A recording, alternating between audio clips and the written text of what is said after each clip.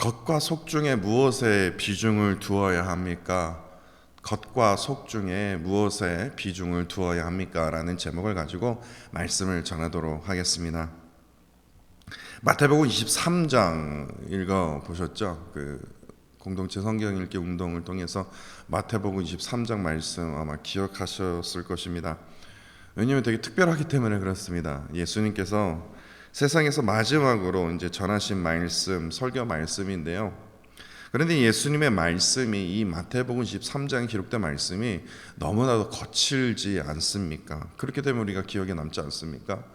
늘 사랑과 은혜로 병자들을 고쳐주셨고 죄인들을 사하여 주셨던 그 예수님, 그런데 예수님이 갑자기 돌변해서요 강한 어조로 말씀하셨기에 이 마태복음 23장이 우리가 기억에 남기 때문에 그렇습니다.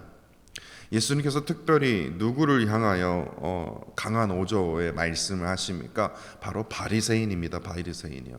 바리새인을 향하여 화 있을진저, 요즘 말로 말하면 저주받아라, 저주받을 자여, 이거예요. 예, 화 있을진저.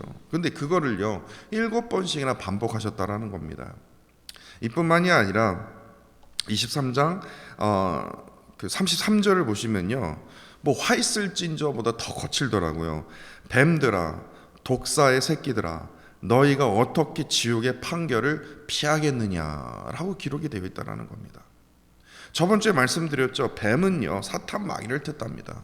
그러면 독사의 자식들아라는, 독사의 이 새끼들아, 이 말은요 이 지금 사탄 마귀의 자식을 뜻하지 않습니까?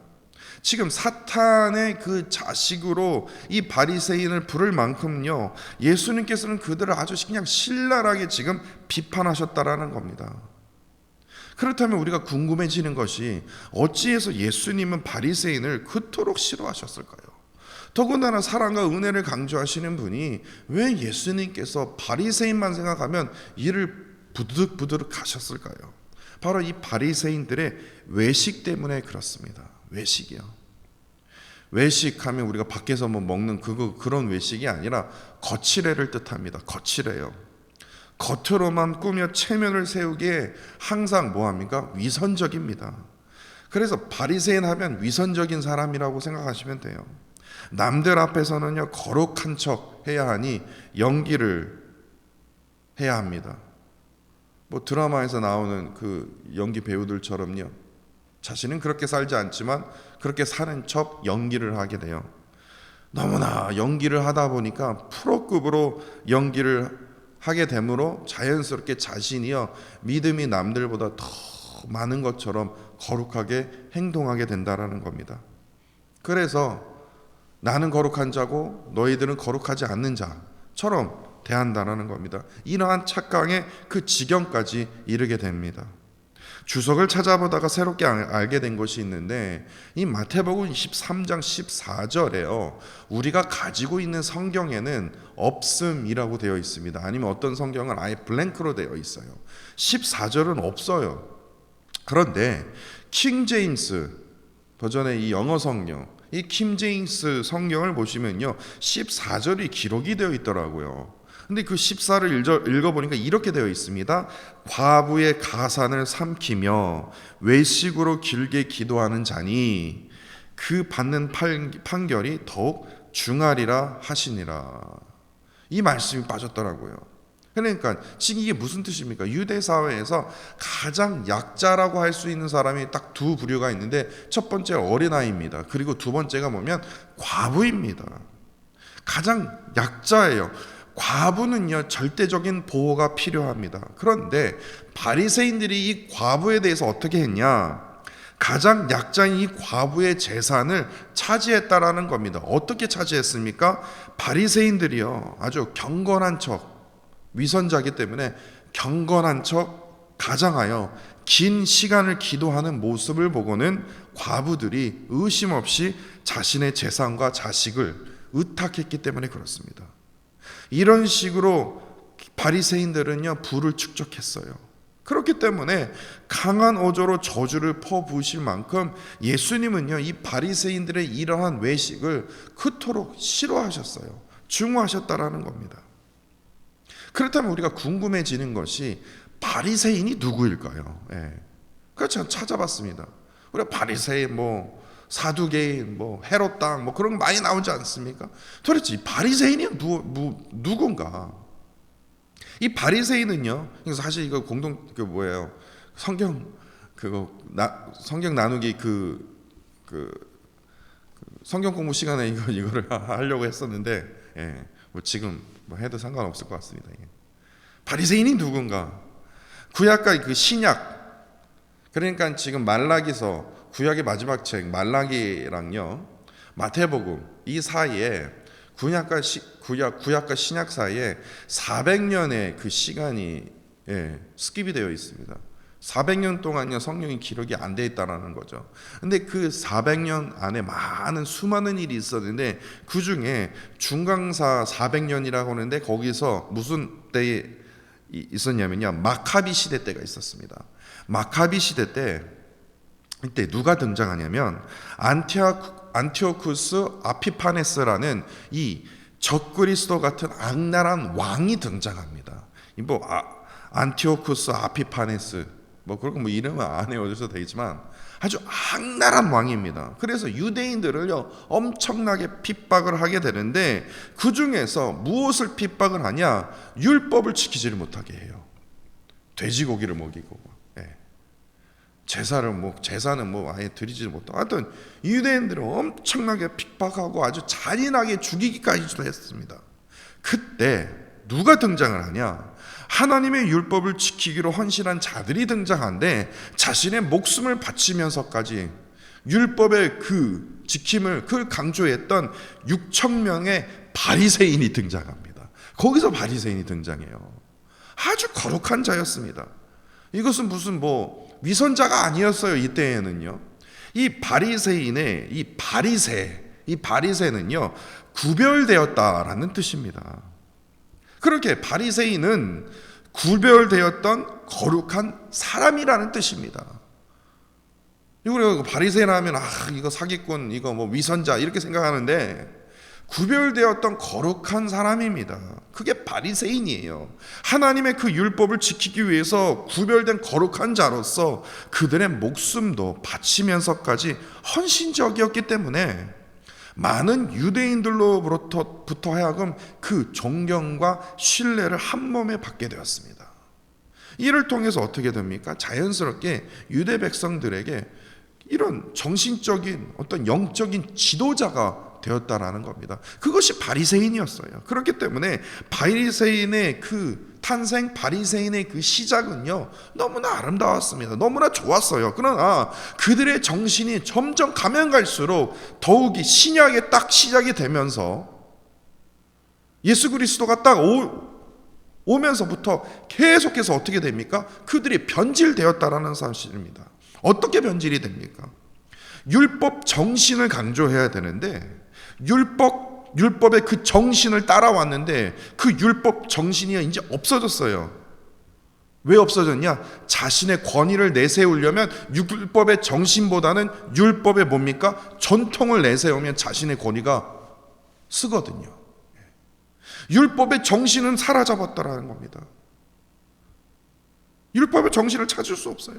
그래서 예수님께서요 지금 율법의 전통보다는 율법의 정신, 다시 말해서 이 율법의 정신의 내면성을 강조하셨어요. 그런데 바리새인들은요 율법의 전통인 외면성을 강조했다라는 겁니다. 그렇기 때문에 율법의 정신과 율법의 이 전통이 이 두 개가 부딪힌 거예요. 그렇기 때문에 예수님과 바리새인들이 만나면 논쟁을 할 수밖에 없어요. 왜냐? 율법의 정신을 강조하셨던 예수님과 율법의 전통을 강조했던 이 바리새인, 이 두 파워가 어떻게 됩니까? 당연히 논쟁을 할 수밖에 없는 거예요. 바리새인들은요 자신의 권위를 세우기 위해서 율법의 전통과 권위 앞에서요 어느 누구도 유대인들이 도전할 자가 없었다라는 겁니다. 그러나 예수님은요 달랐습니다. 그들이 옳지 않다는 것을 가르쳐 주시기 위해서 마가복음 7장에 어떻게 합니까? 일부러 씻지 않는 손으로 떡을 먹습니다. 요한복음 5장에는요 안식일에 병자를 고쳐주세요. 율법의 전통에 빠지지 마라. 그게 전통의 전부가 아니다. 지금 바리새인들에게 지금 가르쳐 주신 거예요. 계속해서 이 율법의 비본질적인 정식만을 가르치지 말라. 지금 그것을 바로잡고 가르치기 위해서 예수님께서 그들과 논쟁을 자주 벌이셨다라는 겁니다. 오늘 본문 또한 동일합니다. 율법 전통에 빠져서야 바리새인과 예수님이 논쟁을 벌이는 중에 수많은 그 사람들이 그 주변에 모이게 됩니다. 바리새인도 정신적인 지주였죠. 예수님도 수많은 기적과 수많은 은혜를 나타냈기 때문에 수많은 무리들이 이제 두 상대 양막 뭡니까? 두 기둥이 지금 논쟁을 하고 있네. 누가 오를까? 이거예요.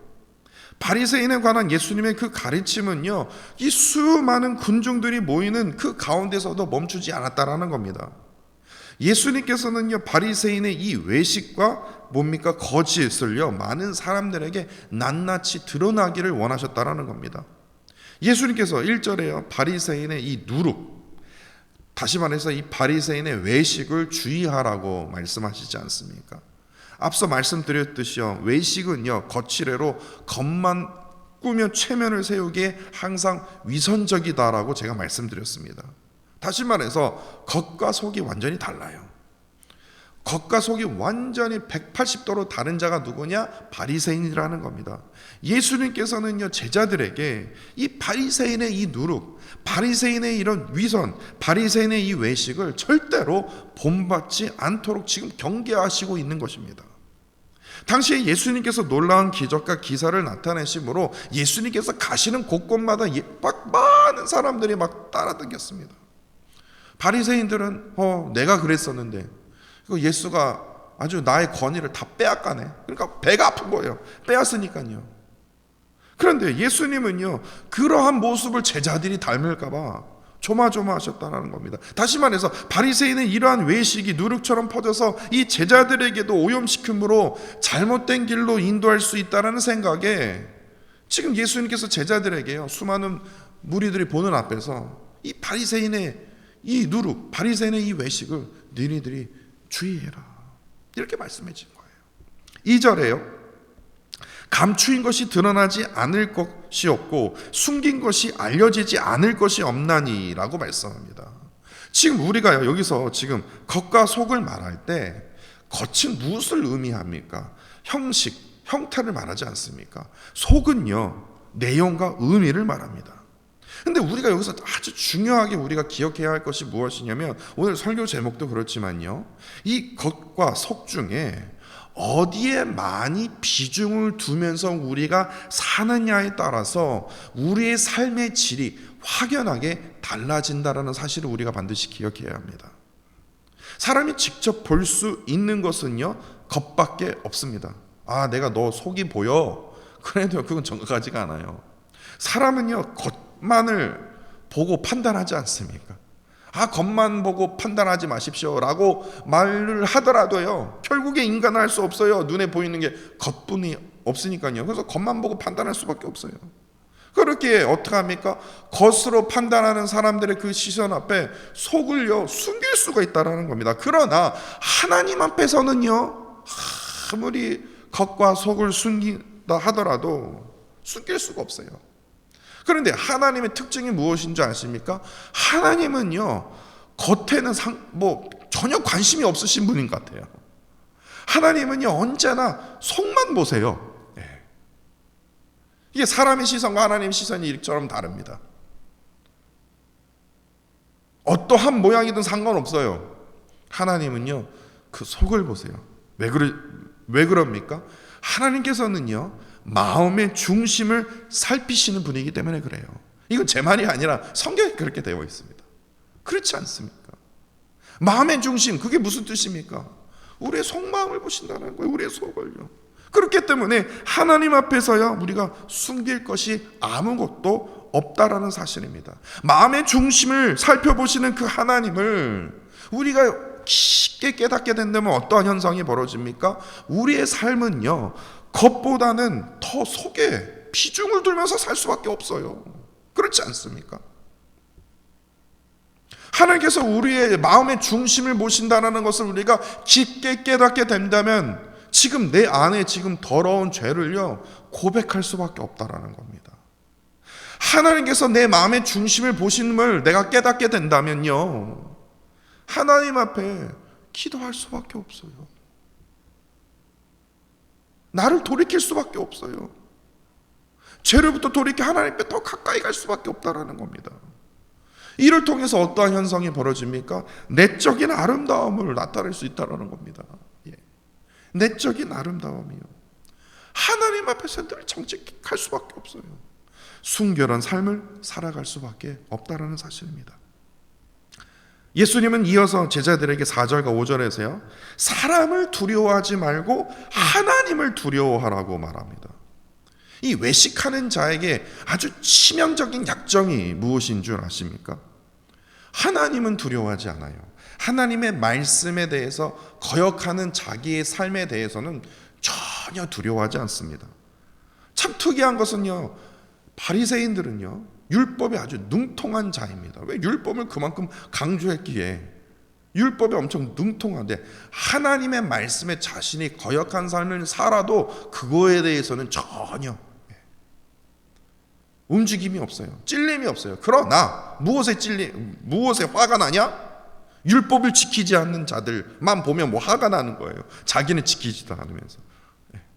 그렇기 때문에 외식하는 자의 가장 치명적인 문제는 하나님을 두려워하지 않고 누구를 두려워하냐? 사람의 시선이 중요해요. 사람의 평판을 두려워한다는 사실입니다. 이게 지금 우리의 모습이지 않습니까? 솔직히 제가 말씀 전하는 저 자신도 그래요.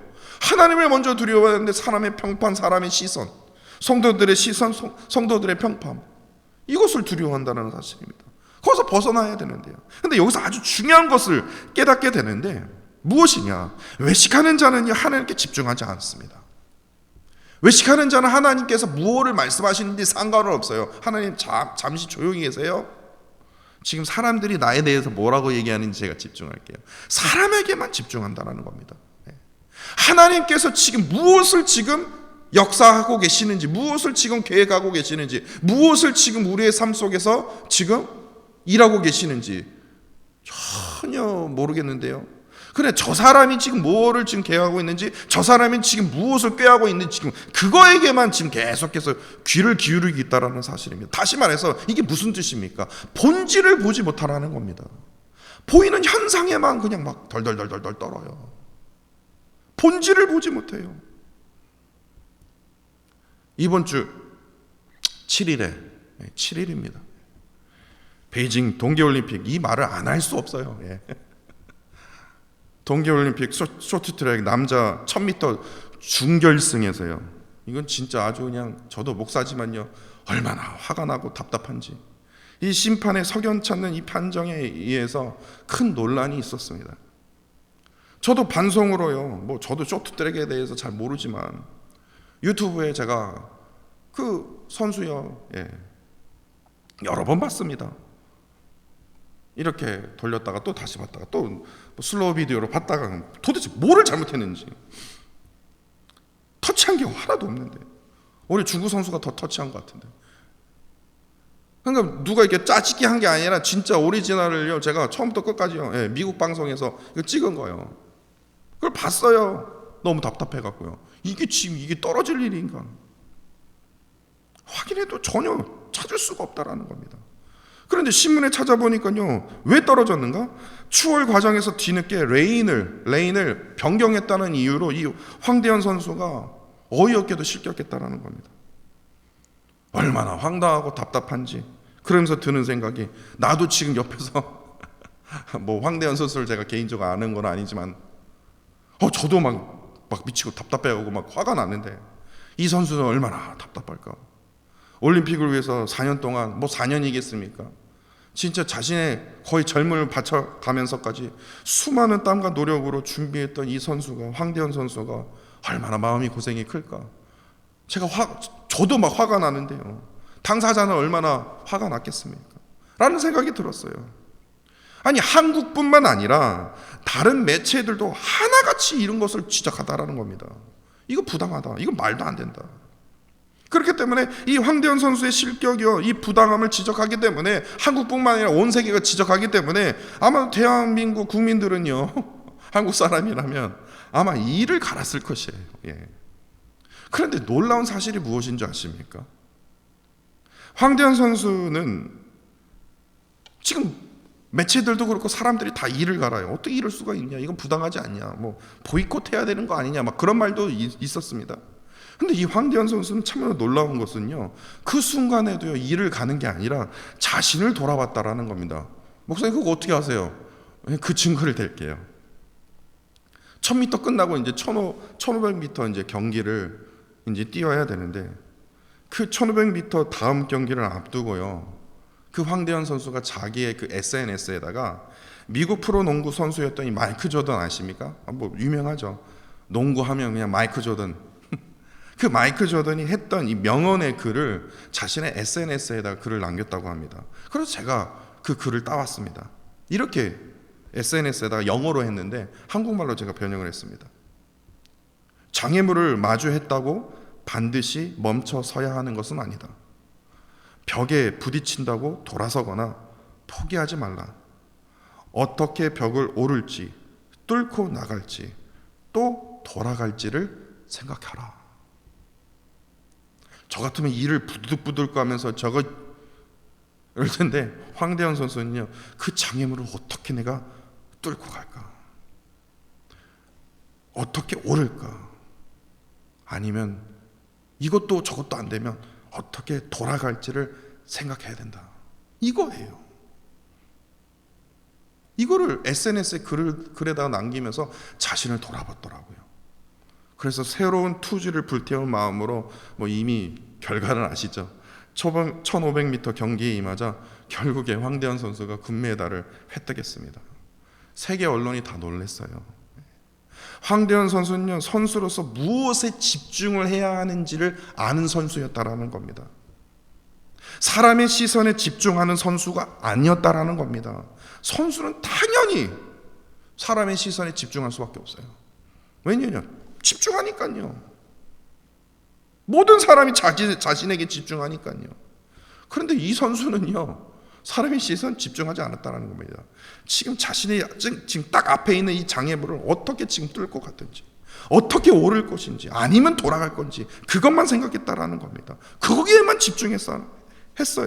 다시 다른 사람의 평판, 뭐 아이고 불쌍하다, 뭐하다, 아이고 열받지 않냐, 그거 그냥 너 그냥 제껴두고요. 지금 장애물에 맡겨서 뛰어넘지 못하는 자기 자신이 지금 너무나 답답했다라는 겁니다. 이거에 두려워했어요. 사람의 평판에 대해서 두려운 것이 아니라, 이거 노메달 이거 그러면 어떡하냐, 이게 아니라, 그동안 준비했는데 이거 실패하면 어떡하지, 이게 아니라 지금 장애물 앞에서 지금 뛰어넘지 못하는 나 자신이요, 선수로서의 이걸요 어떻게 해요? 두려워했다라는 겁니다. 다시 말해서 선수로서 지금 보이는 현상에 집중하기보다는 뭐합니까? 보이지 않는 본질에 집중했다라는 겁니다. 저는 그것을 보았어요. 장애물을 어떻게 뛰어넘을 것인가, 그거에 대한 집중을 하지 않습니까? 그렇게 1500m에서는 조금 다르지 않습니까? 1000m는 좀 막 손을 좀 이렇게 했는데 그것을 자제하더라고요. 불미스러운 일을 아예 차단해버렸습니다.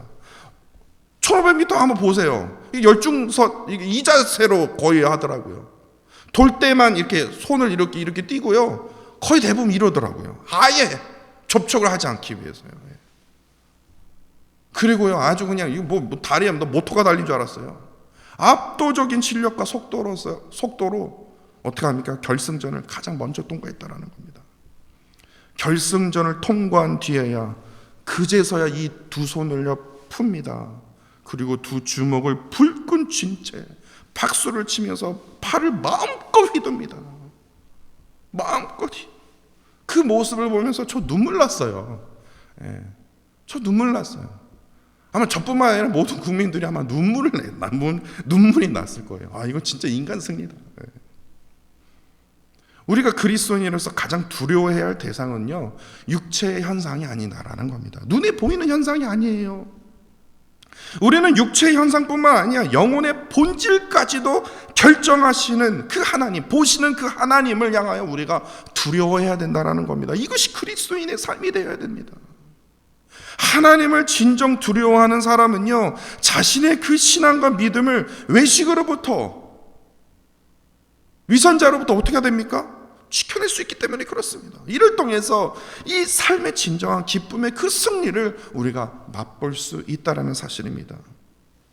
우리가 바리새인처럼 외식하지 않고 마음의 중심을 보시는 그 주님께로 믿음의 그 길을 끝까지 우리가 걸어갈 수 있는 것은요, 왜 그렇습니까? 6절을 한번 보십시오.